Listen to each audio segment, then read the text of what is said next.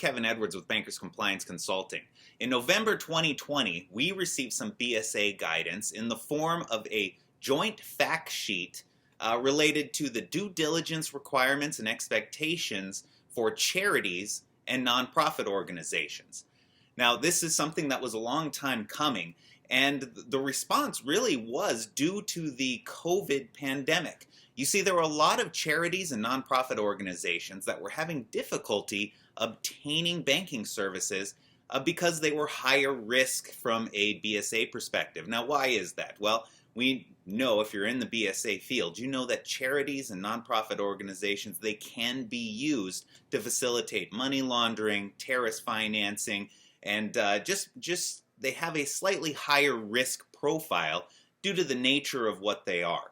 Now, because of this higher risk profile, there was some hurdles or some burdens for these charities to get their work done, which was particularly problematic during the COVID pandemic.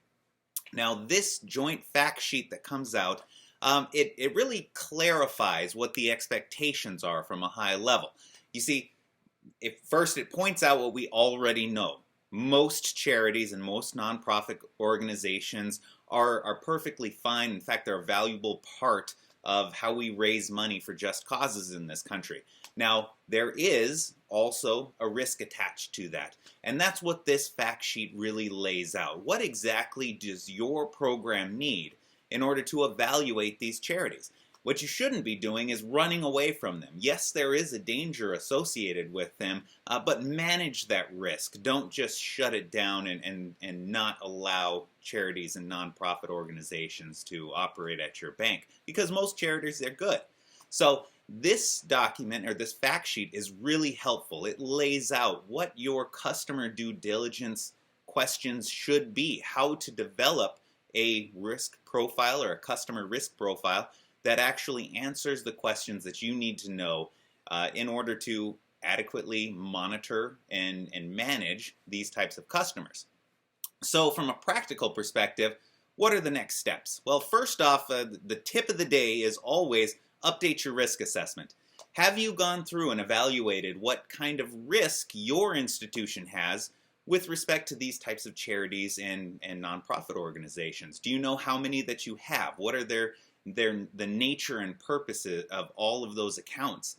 Do you have all the information you need? Maybe you need to follow up and use this fact sheet as a trigger to go and talk to management and say, hey, these are the expectations, and we're missing some information about some of our charities. Maybe there's a weakness in your program. Use that risk assessment to evaluate what you have. See, maybe you need additional customer due diligence questions on the front end or additional monitoring over time, and use this as an excuse to go in and communicate with management because you have these tips. You have an itemized list of things that you can use to evaluate your program that you have in place, and then maybe have some improvements in light of it. So take a look at it and see if you can use it to improve your bank.